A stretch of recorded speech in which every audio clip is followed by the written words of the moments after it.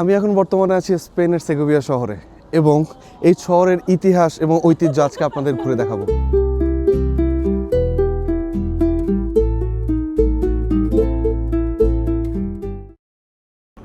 আমি এখন বর্তমানে মাদ্রিদের মনকোলা একটি স্টেশনে আছি, বাস স্টেশন।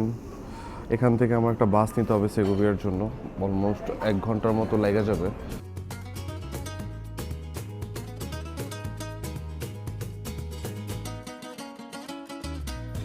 সেগোভিয়া নামার পরে আমার ফার্স্ট ইমপ্রেশন হচ্ছে এই জায়গাটা বেশিরভাগই লোকাল থাকে, মানে স্প্যানিশরা বেশি থাকে। যেমন মাদ্রিদ, বার্সেলোনা বা অন্যান্য বড় শহরগুলো খুবই ডাইভার্সিফাই, কালচারাল সাইড থেকে খুবই ডাইভার্সিফাই। বাট এখানে আমি বাংলা চেহারার লোকজনও খুবই কমই দেখতেছি, আর সব স্পেনিশই বেশি দেখতেছি।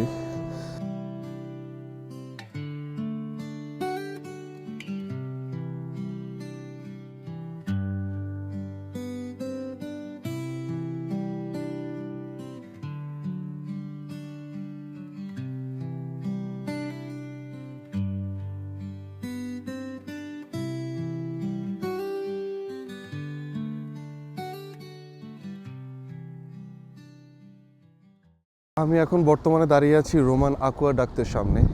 আর এই অ্যাকুয়াডাক্টটি রোমান সাম্রাজ্যে প্রথম খ্রিস্টাব্দীতে নির্মাণ করা হয়েছিল, কারণ শহর থেকে 15 কিলোমিটার দূর থেকে পরিষ্কার পানি সরবরাহ করার জন্য। এবং রোমানরা আসলে যে ইনফ্রাস্ট্রাকচার ওয়াইজ কতটা উন্নত ছিল আসলে এই অ্যাকুয়াডাক্টটি দেখলেই বোঝা যায়। আর রোমান সাম্রাজ্যের আসলে পৃথিবীতে যে কোনো জায়গায় যাবেন, মানে মোস্ট অফ দ্য টাইম ইউরোপে যে কোনো জায়গায় যাবেন যেখানে রোমান সম্রাটরা অথবা রোমান শাসন আমলে যে সকল ইনফ্রাস্ট্রাকচার বিল্ডিং বানানো হয়েছিল সেমভাবে কিন্তু এখনও রয়েছে। এই অ্যাকুয়াডাক্টটির যদি উচ্চতার কথা বলি, এটি 28 মিটার উঁচু এবং 116টারও বেশি পাথরের খিলান দিয়ে কিন্তু এটি বানানো হয়েছিল। এবং একটা সবথেকে বড় মজার ব্যাপার হচ্ছে এই অ্যাকুয়াডাক্টটি বানাতে কিন্তু কোনো ধরনের চুন বা সিমেন্টের ব্যবহার করা হয়নি, শুধুমাত্র একটির উপরে একটি পাথর সাজিয়ে কিন্তু পুরো অ্যাকুয়াডাক্টটি কিন্তু বানানো হয়েছিল। আমার পিছনে এখন যে বিল্ডিংটি দেখতে পাচ্ছেন এটিকে বলা হয় ক্যাথেড্রাল অফ সেগোভিয়া। এই ক্যাথেড্রালটির এন্ট্রি ফি হচ্ছে 4 ইউরোস, মানে বাংলা টাকার কত 550 টাকার মতো। আর ওরা আমাকে একটা বই দিছে, ওরা বলছে যে এখানে সব গাইডলাইন্সগুলো দেওয়া আছে।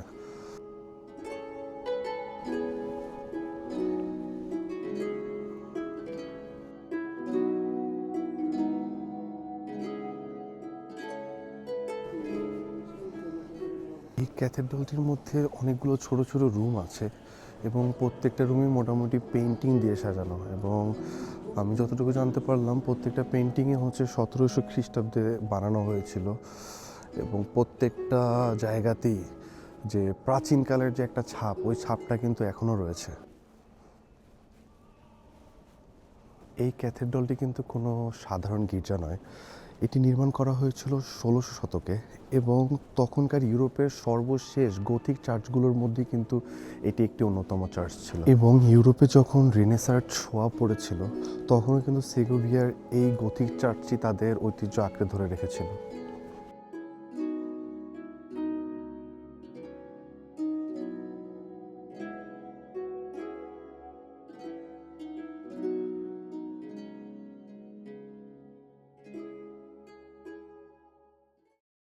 করিডোরটাতে হাঁটতে হাঁটতে একটা জিনিস আমার চোখে পড়লো।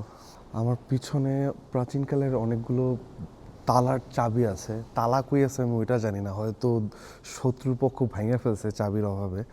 বাট চাবিগুলো সংরক্ষিত করা হয়েছে এবং বিভিন্ন কয়েন দেখতে পাচ্ছি আমার পিছনে। এবং এই কয়েনগুলোর ব্যাপারে আরেকটি ইন্টারেস্টিং ফ্যাক্ট হচ্ছে প্রত্যেকজনের শাসন আমলে বিভিন্ন বিভিন্ন কয়েন ছিল। যেমন এখানে দেখতে পাচ্ছি ফিলিপ সিক্সথ, তার শাসন আমলে এক ধরনের কয়েন ছিল। কার্লোস সেভেন্থ, তার শাসন আমলে আরও অন্য ধরনের কয়েন ছিল। আর আজকে এত ঠান্ডা, বাইরে স্নো পড়তেছে। আমি যদি আপনার একটু দেখাই ক্যামেরাটা ঘুরায়া, এই যে এখানে পুরো বাইরে স্নো পড়া, আর টেম্পারেচারও অলরেডি -1-এ চলে গেছে।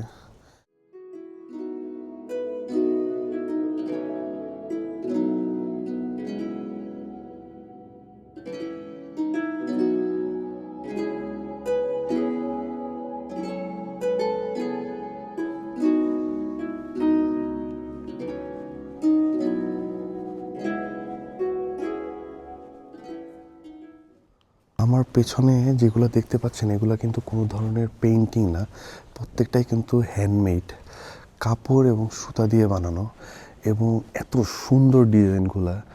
আমার মনে হচ্ছে আমি একটা খুইলা নিয়ে যাই। আমি এখন বর্তমানে ক্যাথেড্রালের যে রুমটিতে রয়েছি, এই রুমটিতে ধারণা করা হয় বিভিন্ন ধরনের গুরুত্বপূর্ণ ডিসিশন নেওয়া হতো, কারণ তখনকার যুগে রাজা মহারাজার সমান অধিকার দেওয়া হতো চার্চের ফাদারদের, মানে ক্যাথেড্রালের ফাদার যারা রয়েছিলেন, তো তাদের সাথেই ডিসকাশন হতো। এবং এখানে দেখতে পাচ্ছি পুরো একটা আসর জমানোর মতো একটা অবস্থা ছিল। ক্যাথেড্রালের এই রুমটিতে একটি মিউজিয়ামের মতো বানানো হয়েছে, যেখানে প্রাচীনকালে ব্যবহৃত কিছু জিনিসপত্র রাখা হয়েছে, যেমন কিছু লেটার্স রয়েছে, কিছু গ্লাস রয়েছে, কিছু থালা বাসন রয়েছে, এবং মোমবাতি রাখার জন্য যে পাত্রগুলো থাকে ওইগুলো রাখা হয়েছে। বাট আমার আসলে এখন এই জায়গাটা ছাড়তে হবে, অলমোস্ট অনেক লেট হয়ে গেছে। So we are going to the next place. Bye bye. সেগোভিয়ার এই এলাকাটাকে বলা হয় জিউইশ কোয়ার্টার বা ইহুদি পাড়া। মধ্যযুগে এই জায়গাটাতে কিন্তু ইহুদিরা বসবাস করত। এই শুধুমাত্র জিউস পাড়াটাই কিন্তু, ইহুদি পাড়াটাই কিন্তু শুধুমাত্র তাদের বসবাস করার পারমিশন ছিল, এবং এখানেই তারা স্কুল, কলেজ সব কিছু গড়ে তুলেছিল। এখানে এখনও চলাফেরা করলে কিছু জিউস পিপল দেখা যাবে। এবং এখানে আরও একটা ব্যাপার হচ্ছে যে 1452 খ্রিস্টাব্দেতে এইখান থেকে কিন্তু সেগোভিয়ার যে রাজা হয়েছিল, সেই রাজা কিন্তু সকল ধরনের জিউসদের বিতাড়িত করেছিল এই এলাকা থেকে। এবং এই জিউস কোয়ার্টার থেকে কিন্তু সোজা গেলেই হচ্ছে আলকাসের অফ সেগোভিয়া। আলকাসের মানে হচ্ছে, যেটা আমাদের বাংলা ভাষায় যদি বলি, রাজার বাড়ি। সো আমি এখন ওদিকেই যাচ্ছি। একই জায়গার কিন্তু দুইটা ওয়েদার আমি মাত্র দেখলাম। সেইটা হচ্ছে যে আমার পিছনের সাইডে দেখবেন যে পুরা স্নোতে পাহাড় ঘেরা, স্নো পড়ছে, এবং আবার এই পাশটা যদি আমি ঘুরি, এই পিছনের সাইডটা কিন্তু পুরোপুরি মরুভূমির মতো। সো আল্লাহর কুদরত এগুলো সবই। আমি এখন বর্তমানে আছি আলকাসের অফ সেগোভিয়াতে, যেটিকে কিং প্যালেস বা রাজার বাড়ি হিসাবে বলা হয়।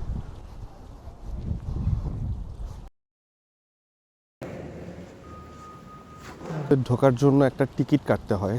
টিকিটটার প্রাইস হচ্ছে 10 ইউরো 50 সেন্টস, মানে 1200 টাকার মতো। এখন ভিতরে গেলেই বুঝতে পারো 1200 টাকা দিয়ে টিকিটটা কাটা ওয়ার্থ ইট কিনা। So let's go.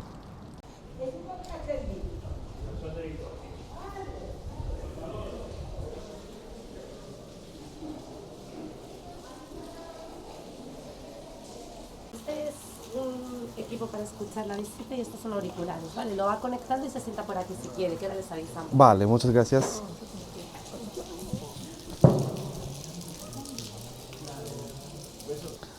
আলকাসেরে ঢোকার পরে একটা ওয়াকি টকি দিল, আর হচ্ছে একটা হেডফোন দিল। কিন্তু আমার একটা ব্যাপার আছে এখানে, এটা ওয়াকি টকি না, এটা মূলত হচ্ছে যে মানে ট্রান্সলেটর। কিন্তু আমার তো এটা নেওয়া উচিত হয় নাই, কারণ আমি মোটামুটি স্পেনিশ যা জানি, বুঝি, ওইটার জন্য কোনো ঝামেলা হইতো না। বাট এটার দাম রাখছে 3 টাকা 50 পয়সা, সরি 3 ইউরো 50 পয়সা। এই যে টাকার অভ্যাসই গেল না এখনও, ওই যে ইউরোরও টাকা, ডলারও টাকা। যাক দেখি, 3 টাকা 50 পয়সা যেহেতু দিছি, অবশ্যই জিনিসটারে তো ওয়ার্থ ইট বানাইতে হবে, জোর কইরা হইল। বাইরে বৃষ্টি পড়ছে এখন। বৃষ্টির মধ্যে আসলে এই জায়গার ওয়েদারটা পুরা একটা ম্যাজিক্যাল একটা ওয়েদার রূপ নিয়ে নিছে। আলকাসের অফ সেগোভিয়ার যদি ইতিহাস বলি, 1200 শতকে সেগোভিয়ার যে রাজা ছিল, তার বাসস্থান হিসাবে এটিকে নির্মাণ করা হয়েছিল। এবং লোককথা শোনা যায় যে ডিজনির যে সিন্ড্রেলা ক্যাসেল আছে, ওইটিও নাকি এই আলকাসের অফ সেগোভিয়ার যে ক্যাসেল রয়েছে এইটা থেকে অনুপ্রেরণা পেয়েছিল। জানি না কতটুকু সত্য, কোনো মানে রিটেন কোনো ডকুমেন্টস নাই, বাট এখানে যখন আমি টিকিট কাউন্টারে গিয়েছিলাম তো তখন তারাই এটা মেনশন করে দিয়েছিল।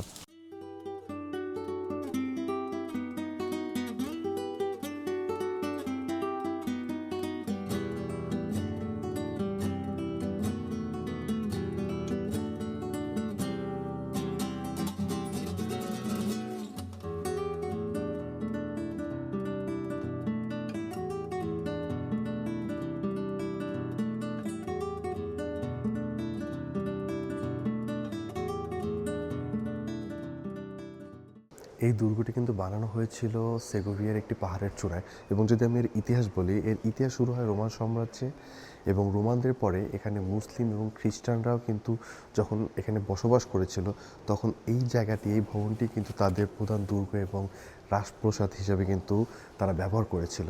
এবং সবথেকে আরও একটি ইম্পর্টেন্ট ব্যাপার হচ্ছে, এইখানেই বসেই কিন্তু 1474 সালে রানী ইসাবেল তাকে নিজেকে রানী ঘোষণা করে, এবং যে ইতিহাসটি কিন্তু স্পেনের ইতিহাসের জন্য অনেক বড় একটি ভূমিকা পালন করছে।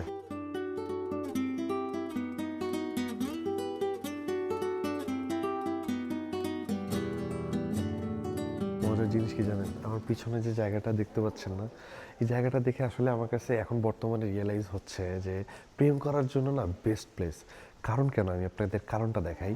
যদি কারণটা দেখতে চান, সেটা হচ্ছে যে ওই সাইডটায় পুরোটা কিন্তু বরফে ঢাকা, অথবা গাছপালাও রয়েছে, বরফও রয়েছে, এবং তার পাশেই কিন্তু খুব বসার সুন্দর একটা স্থান রয়েছে।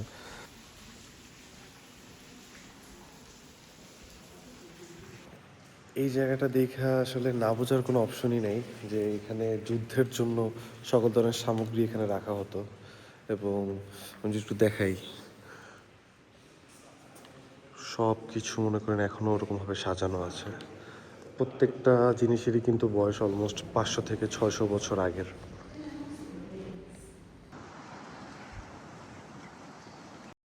আলকাসের অফ সেগোভিয়া থেকে মাত্র বের হলাম, এখন বাজে 3:30 4টার মতো। আসলে কিছুই খাওয়া দাওয়া করি নাই, সকালবেলা জাস্ট একটা কফি আর একটা ক্রসং, এটার উপরেই আসি। সো এখন যাব। আর ব্যাপার কি, একটা জিনিস হচ্ছে যে এই সব জায়গার যে ফেমাস ডিশগুলো, এগুলোর বেশিরভাগই হচ্ছে পর্ক থাকে, খেমন, এরা স্পেনে খেমন বলে। বাট আসলে এর জন্য আসলে আমরা কখনো ওরকমভাবে ফ্যান্সি রেস্টুরেন্টে খাইতে গেলেও একটু দ্বিধাদ্বন্দ্বে থাকি। সো এর জন্য আমাদের জন্য সেফেস্ট ওয়ে হচ্ছে ম্যাকডোনাল্ডস বা কেএফসি। সো আমি দেখলাম আমাদের 500 মিটারের এরিয়ার মধ্যে একটা ম্যাকডোনাল্ডস আছে, সো এখানেই যাচ্ছি।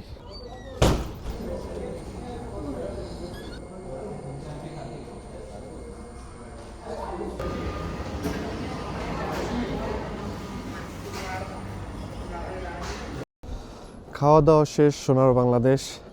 আমরা খাওয়া দাওয়া করতে করতে অলরেডি সন্ধ্যা নামায় ফেলছি, আর আমরা এখন মাদ্রিদের দিকে ব্যাক করব। আমাদের মাদ্রিদে যাইতে মোস্ট প্রবাবলি 1 ঘন্টা থেকে 1.5 ঘন্টার মতো টাইম লাগবে। আর সব কিছু মিলায় আসলে শহরটা অনেক সুন্দর, ঘোরার জন্য আই থিঙ্ক পারফেক্ট প্লেস। মাদ্রিদের আশেপাশের মধ্যে সুন্দর জায়গা, সুন্দর পরিবেশ। যদি নিজস্ব গাড়ি থাকে তাহলে আপ ডাউনটা অনেকটা সুইটেবল হয়ে যায়, বাট দ্য ফ্যাক্ট ইজ এই শহরগুলো আসলে গাড়ি দিয়ে ঘুরতে পারবেন না, কারণ সরু রাস্তা।